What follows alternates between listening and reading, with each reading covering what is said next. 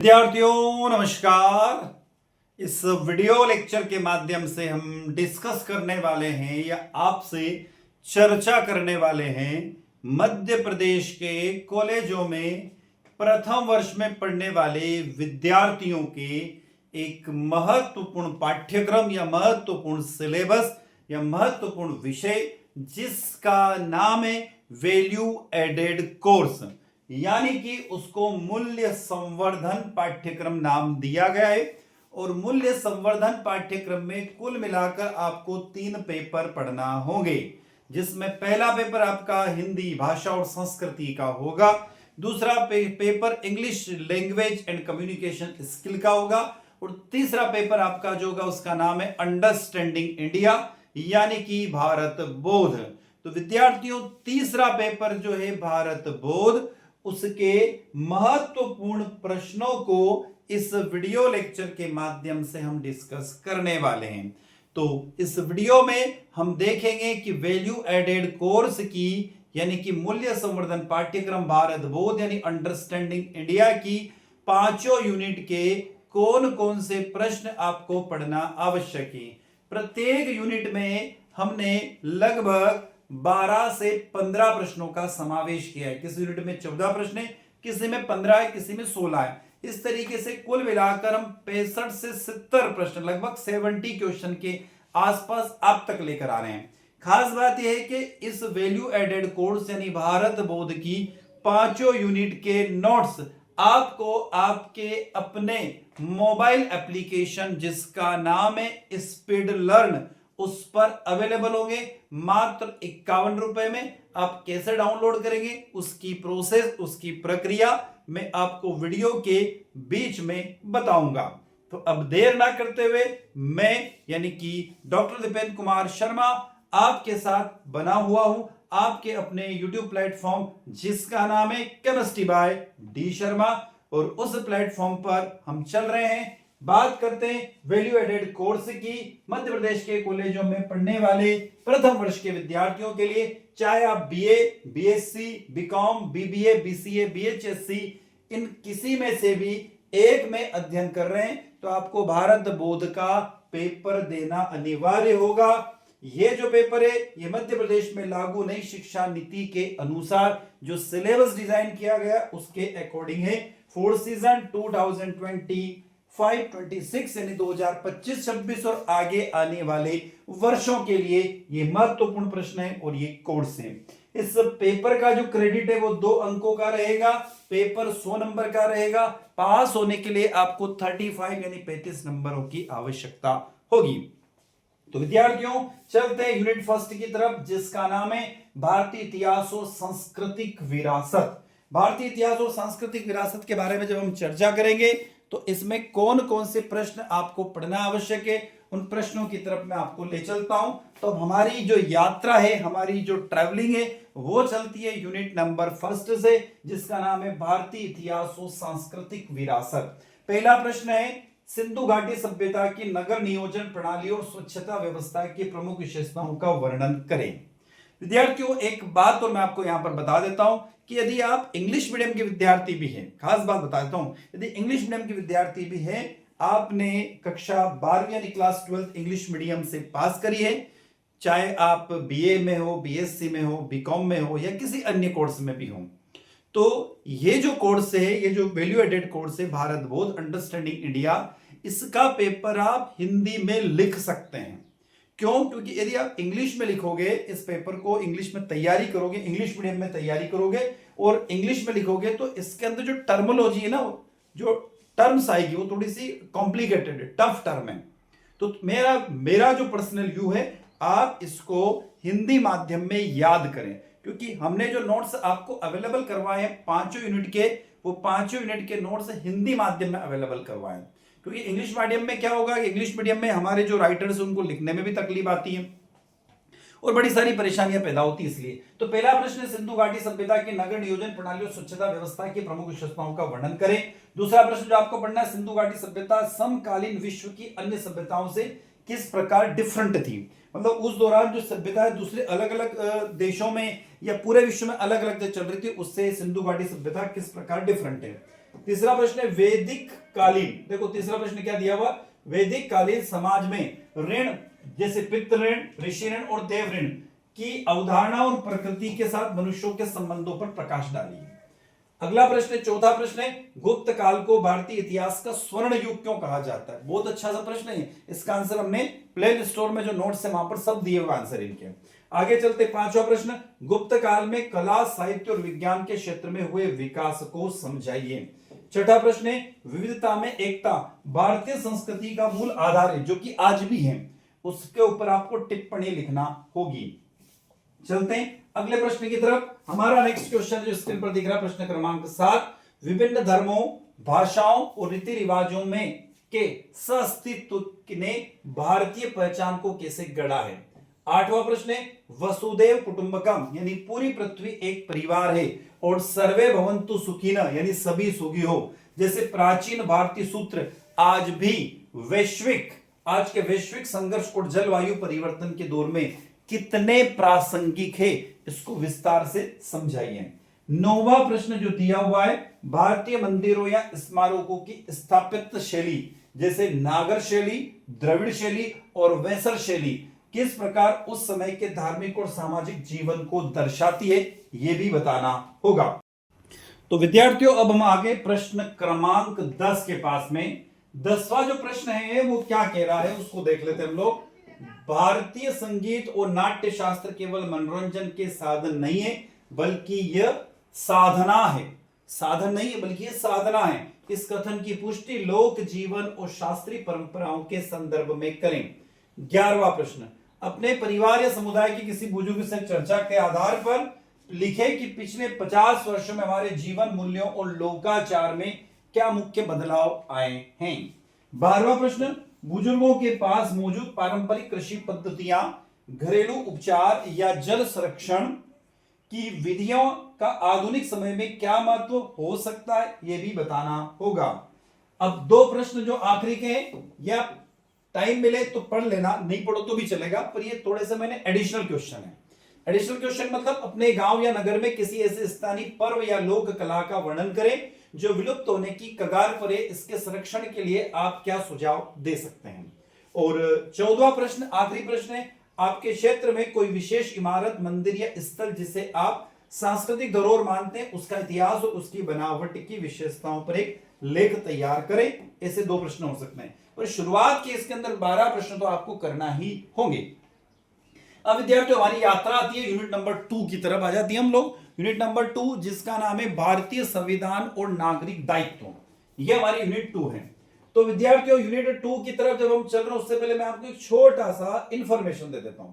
Information क्या है, आ जाता हूं मैं इंफॉर्मेशन की तरफ, छोटे से इंफॉर्मेशन की तरफ आ जाता हूं।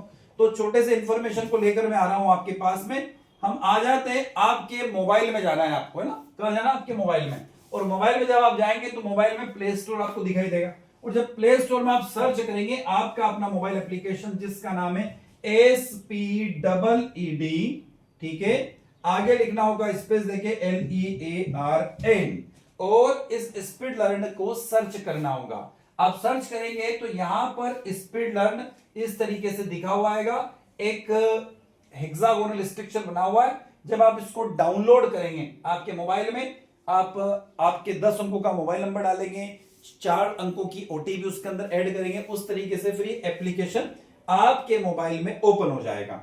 जब आपका अपना मोबाइल एप्लीकेशन स्पीड लर्न आपके मोबाइल में ओपन हो गया है तो आपको उसमें जाना होगा स्टोर सेक्शन में। कहां जाना होगा, स्टोर सेक्शन में। तो यहां पर आपको दिखेगा लास्ट में मूल्य संवर्धन पाठ्यक्रम भारत बोध, इस पर क्लिक करना होगा। ये देखिए, जब भारत बोध मूल्य संवर्धन पाठ्यक्रम पर क्लिक करेंगे तो इसमें ये पूरा सेगमेंट यहां पर ओपन हो जाएगा। ठीक है, ये पूरा सेगमेंट ओपन हो गया। अब इस सेगमेंट में आप जाएंगे तो यहां पर 1 वर्ष की वैलिडिटी दी हुई है और मात्र 51 रुपए यानी 51 रुपीज में आप इसको परचेस कर सकते हैं, खरीद सकते हैं 1 साल की वैलिडिटी के साथ में। एक खास बात इसकी थोड़ी सी कॉम्प्लिकेटेड ये है कि ये सिंगल यूजर है, मतलब एक ही व्यक्ति उसको इस्तेमाल कर सकता है। तो ये आपको डाउनलोड करना होगा।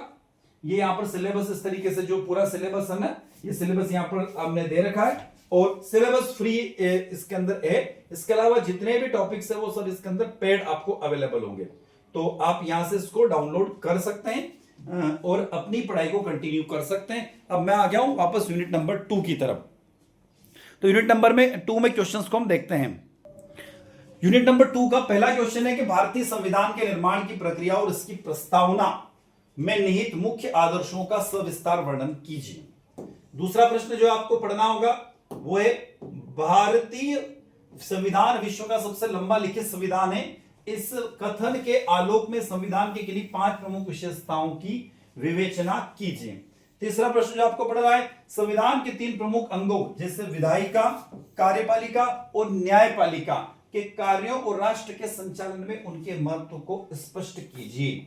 चौथा प्रश्न और पांचवा प्रश्न और छठा, 3 प्रश्न वापस बैक टू बैक स्क्रीन पर। चौथा प्रश्न, वैदिक काल के राजधर्म और आधुनिक भारतीय संविधान के बीच में प्रमुख समानताओं और अंतरों को रेखांकित कीजिए। मतलब इन दोनों में क्या सेम है और क्या डिफरेंट है बताना होगा। पांचवा प्रश्न है, वैदिक काल में धर्म किस प्रकार शासन के सर्वोच्च आधार था। सभा और समिति जैसी संस्थाओं की भूमिका के रेफरेंस में इसको समझाइए। छठा प्रश्न, संविधान का पालन करना ही आज के शासकों का सबसे बड़ा राजधर्म है। इस निष्कर्ष की व्याख्या वर्तमान लोकतांत्रिक व्यवस्था के परिप्रेक्ष्य में कीजिए। आगे चलते हैं। सातवां प्रश्न स्क्रीन पर है, भारतीय संविधान द्वारा नागरिकों के प्रदत्त 6 मौलिक अधिकारों का उल्लेख करते हुए संवैधानिक उपचारों के अधिकार यानी अनुच्छेद 32 के महत्व को स्पष्ट कीजिए। प्रश्न क्रमांक 8, वर्तमान समाज में अनुशासन और राष्ट्र की अखंडता बनाए रखने में के लिए अनुच्छेद 51A में वर्णित 11 मौलिक कर्तव्यों की प्रासंगिकता सिद्ध कीजिए। वैसे विद्यार्थियों, हमने शुरुआत की 3 यूनिट के जो वीडियो लेक्चर है वो भी YouTube पर अवेलेबल है प्ले लिस्ट में, वहां से भी जाकर आप पढ़ सकते हैं। 9वां प्रश्न, भारतीय परंपराओं में धर्म, नैतिकता और कर्तव्य के अंतर संबंधों की व्याख्या कीजिए। एक जिम्मेदार नागरिक के निर्माण में यह कैसे सहायक है। प्रश्न क्रमांक 10, 11, 12 और 13 ये प्रश्नों को देखते हैं। 10वां प्रश्न, भारत जैसे युवा राष्ट्र में लोकतांत्रिक प्रक्रियाओं को सशक्त बनाने के लिए युवाओं की सक्रिय भागीदारी क्यों आवश्यक है। 11वां प्रश्न, मतदान के अतिरिक्त युवा किन अन्य माध्यमों जैसे सोशल मीडिया, आरटीआई, युवा संसद से सरकार को जवाबदेह बना सकते हैं। 12वां प्रश्न, युवाओं की राजनीति के प्रति उदासीनता के मुख्य कारण क्या है। उन्हें मुख्य धारा के लोकतंत्र से जोड़ने के लिए कुछ व्यावहारिक सुझाव दीजिए। 13वां प्रश्न, शिक्षा किस प्रकार मानव संसाधन का विकास कर देश की आर्थिक प्रगति यानी जीडीपी और नवाचार में योगदान देती है। ये 13 प्रश्न हमने देखे। आगे 2 प्रश्न और है इस यूनिट नंबर 2 के। 14वां प्रश्न है, शिक्षा अंधविश्वास को दूर करके एक आधुनिक और प्रगतिशील समाज का निर्माण करती है। इस कथन की समीक्षा सामाजिक समावेश के संदर्भ में कीजिए। 15वां प्रश्न, राष्ट्रीय शिक्षा नीति 2020 के प्रमुख लक्ष्यों का वर्णन करें। यह नीति भारत को ग्लोबल नॉलेज सुपर पावर बनाने में किस प्रकार सहायक है। तो ध्यान रखना, लास्ट शुरुआत के 13 प्रश्न तो अच्छे आपको करना है। लास्ट के 2 एडिशनल क्वेश्चन मैंने दे रखे हैं, नहीं छोड़ दें तो भी चलेगा। अब आ जाते हैं हमारी यात्रा यूनिट नंबर 3 की तरफ, जिसका नाम है भारतीय ज्ञान परंपरा और शिक्षा दृष्टिकोण। इसमें पहला जो क्वेश्चन है वो है, भारतीय ज्ञान परंपरा की प्रमुख विशेषताओं का सविस्तार वर्णन कीजिए। दूसरा प्रश्न है, भारतीय शिक्षा दृष्टिकोण के मूल सिद्धांतों की व्याख्या कीजिए। यह पाश्चात्य शिक्षा से किस प्रकार भिन्न है। तीसरा प्रश्न, ज्ञान प्राप्ति के भारतीय साधनों 4 प्रामाणिक का वर्णन कीजिए। चौथा प्रश्न, आज के आधुनिक शिक्षा प्रणाली में भारतीय ज्ञान परंपरा की प्रासंगिकता सिद्ध कीजिए। 5वां प्रश्न, वेदों को भारतीय ज्ञान का मूल आधार क्यों माना जाता है। 6ठा प्रश्न, चारों वेदों के स्वरूप और उनके मुख्य विषयों की तुलनात्मक विवेचना कीजिए। 7वां प्रश्न, उपनिषदों के मुख्य सिद्धांत जैसे तत्त्वमसि, अहम ब्रह्मास्मि का अर्थ स्पष्ट करते हुए उनके दार्शनिक महत्व पर प्रकाश डालिए। 8वां प्रश्न, 8वां प्रश्न क्या कह रहा है, भारतीय दर्शन का आस्तिक और नास्तिक श्रेणियों में अंतर स्पष्ट कीजिए, किन्हीं दो आस्तिक दर्शनों पर संक्षिप्त परिचय दें। नौवा, स्मृति और लोक साहित्य भारतीय समाज की व्यवस्था और सांस्कृतिक को समझने में किस प्रकार सहायक है, उदाहरण सहित समझाइए। 10वां प्रश्न, प्राचीन भारत की गुरुकुल शिक्षा प्रणाली की प्रमुख विशेषताओं का वर्णन कीजिए। 11वां प्रश्न, शिष्य केंद्रित शिक्षण से आप क्या समझते हैं, गुरुकुल परंपरा में इसे किस प्रकार लागू किया जाता है। 12वां प्रश्न, भारतीय शिक्षा में वाचिक परंपरा यानी ओरल ट्रेडिशन और स्मृति आधारित अधिगम के महत्व का मूल्यांकन कीजिए। ये दो प्रश्न वापस एडिशन है, ध्यान रखना हर यूनिट में दो दो क्वेश्चन हमने एडिशनली डाल रखे हैं। मेन क्वेश्चन शुरुआत के है, आखिरी के दो एडिशनली, आपको अच्छा लगे तो पढ़ लीजिएगा। बाकी शुरुआत के जो प्रश्न है लगभग 12 प्रश्न 13 प्रश्न प्रत्येक यूनिट में महत्वपूर्ण है वो। तो अगला है नई शिक्षा नीति यानी एनईपी 2020 के रेफरेंस में चरित्र निर्माण और मूल्य आधारित शिक्षा के महत्व को समझाइए। 14वां प्रश्न, विद्या ददाति विनियम समग्र व्यक्तित्व विकास और जीवन शिक्षा के एकत्व पर प्रकाश डालिए। तो विद्यार्थियों हमारी यात्रा जो है वो यूनिट नंबर 4 की तरफ आ जाती है। इकाई 4 में हम आ जाते हो। इसमें जो पहला इकाई 4 का जो नाम है वो भारत का जीवन दर्शन और सतत भविष्य की अवधारणा। पहला प्रश्न बड़ा अच्छा सा प्रश्न लगता है मुझे। जब इस प्रश्न को मैंने पढ़ा समझा और वीडियो रिकॉर्ड किया तो बड़ा अच्छा लगा मुझे। पुरुषार्थ चातुष्ट धर्म अर्थ काम मोक्ष की अवधारणा की व्याख्या कीजिए। आधुनिक संदर्भ में इसकी प्रासंगिकता क्या है। दूसरा प्रश्न है भारतीय आश्रम व्यवस्था जैसे ब्रह्मचर्य गृहस्थ वानप्रस्थ संन्यास का सविस्तार वर्णन कीजिए। तीसरा, भारतीय आश्रम व्यवस्था के व्यक्तित्व और समाज के बीच में संतुलन कैसे बनाती है। चौथा, कर्तव्य आधारित नैतिकता यानी ड्यूटी बेस्ड एथिक्स से आप क्या समझते हैं, भारतीय जीवन दर्शन में इसके महत्व पर प्रकाश डालिए। आगे चलते हैं। पांचवा प्रश्न है भारतीय संस्कृति के पंच महाभूत पृथ्वी जल अग्नि वायु आकाश की अवधारणा क्या है, प्रकृति संरक्षण में इनका क्या योगदान है। अगला प्रश्न है छठा प्रश्न, प्रकृति के साथ सामंजस्य भारतीय जीवन शैली का आधार है, यज्ञ और ऋतु चक्र के संदर्भ में इस कथन की विवेचना कीजिए। सातवां प्रश्न, पर्यावरण संतुलन बनाए रखने में भारतीय पारंपरिक ज्ञान और प्रथाओं जैसे वृक्षारोपण नदियों की पूजा की भूमिका को स्पष्ट कीजिए। आगे चलते हैं। आठवां प्रश्न, भारतीय अर्थदर्शन के मूल सिद्धांतों का वर्णन कीजिए। अर्थशास्त्र के अनुसार राज्य की आर्थिक नीति कैसी होना चाहिए।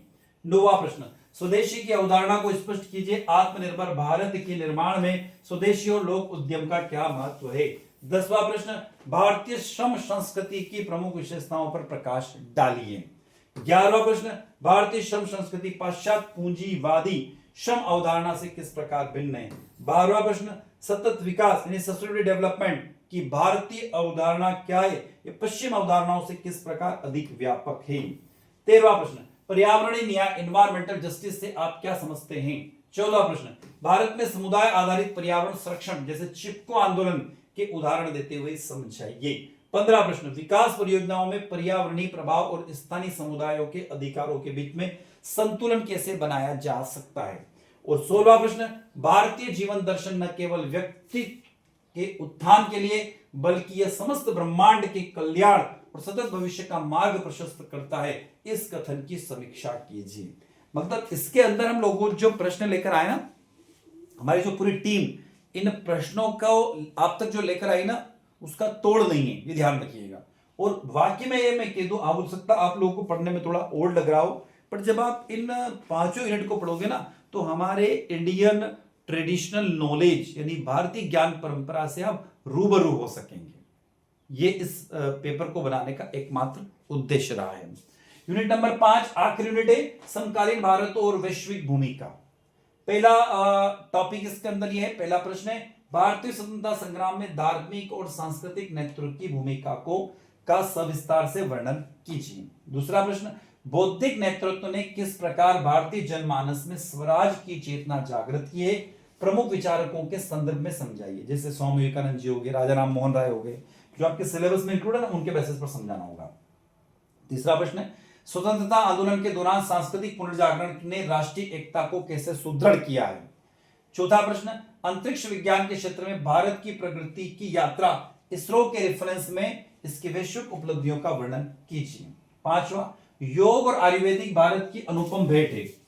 देखो हम लोग जानते हैं भारत योग जो है ना, वो योग का उदय इंडिया से ही हुआ है। तो योग और आयुर्वेद भारत की अनुपम भेंट है। वैश्विक स्वास्थ्य और शांति के संदर्भ में भारत के इस योगदान की विवेचना कीजिए। छठा प्रश्न, भारत के शांति दर्शन पीस फिलोसॉफी के मूल सिद्धांतों को स्पष्ट कीजिए। पंचशील के सिद्धांत इनमें किस प्रकार सहायक रहे हैं। सातवां प्रश्न, आत्मनिर्भर भारत अभियान की संकल्पना क्या है। यह परंपरा और आधुनिक नवाचार में समन्वय कैसे जोड़ा है। आठवां प्रश्न, रक्षा और प्रौद्योगिकी यानी टेक्नोलॉजी के क्षेत्र में आत्मनिर्भरता प्राप्त करने के लिए भारत द्वारा उठाए गए प्रमुख कदमों पर प्रकाश डालिए। नौवां प्रश्न, सॉफ्ट पावर से आप क्या समझते हैं। एक सॉफ्ट पावर के रूप में भारत की वैश्विक छवि, सिनेमा, कला, व्यंजन और डिजिटल क्रांति का विश्लेषण कीजिए। 10वां प्रश्न, बहुध्रुवीय विश्व मल्टीपोलर वर्ल्ड के निर्माण में भारत की भूमिका और महत्व को स्पष्ट कीजिए। 11वां प्रश्न, G20 और अन्य वैश्विक मंचों पर भारत के बढ़ते प्रभाव और वसुधैव कुटुंबकम की नीति पर एक निबंध तैयार कीजिए। 12वां प्रश्न, भारत के डिजिटल शक्ति, डिजिटल पावर ने किस प्रकार वैश्विक स्तर पर देश की नई पहचान बनाई है, जैसे यूपीआई, डिजिटल भुगतान प्रणाली आदि। 13वां प्रश्न, समकालीन भारत की आर्थिक नीतियों और वैश्विक व्यवहार में इसकी बढ़ती हिस्सेदारी का मूल्यांकन कीजिए। 14वां प्रश्न, भारतीय स्वतंत्रता संग्राम में, क्वेश्चन नंबर 14, भारतीय स्वतंत्रता संग्राम में धार्मिक और सांस्कृतिक नेतृत्व की भूमिका में स्वामी विवेकानंद, महर्षि अरविंद और दयानंद सरस्वती जैसे व्यक्तित्वों के योगदान का वर्णन कीजिए। विद्यार्थियों खास बात याद रखिएगा, अभी शुरुआत हमने का पेपर 100 नंबर का होगा, 35 नंबर आपको पास होने के लिए चाहिए। 5 लघु उत्तरी प्रश्न आएंगे और 5 दीर्घ उत्तरी प्रश्न पूछे जाएंगे इस पेपर के अंदर, भारत बोर्ड के अंदर। तो विद्यार्थियों, आई होप वीडियो लेक्चर आप लोगों को अच्छा लगा होगा। अच्छा लगता है तो वीडियो को लाइक कीजिएगा, आपके क्लासमेट तक वीडियो को शेयर कीजिएगा, कमेंट बॉक्स में कमेंट करके जरूर बताइएगा और चैनल को सब्सक्राइब अवश्य कीजिए, जिससे हमें एक मोटिवेशन मिलता रहे और इसी तरीके से हमेशा हम आपके साथ बने रहे। तो मैं डॉक्टर दीपेंद्र कुमार शर्मा इसी के साथ आपके अपने YouTube platform chemistry bye D Sharma से आपसे विदा लेता हूं।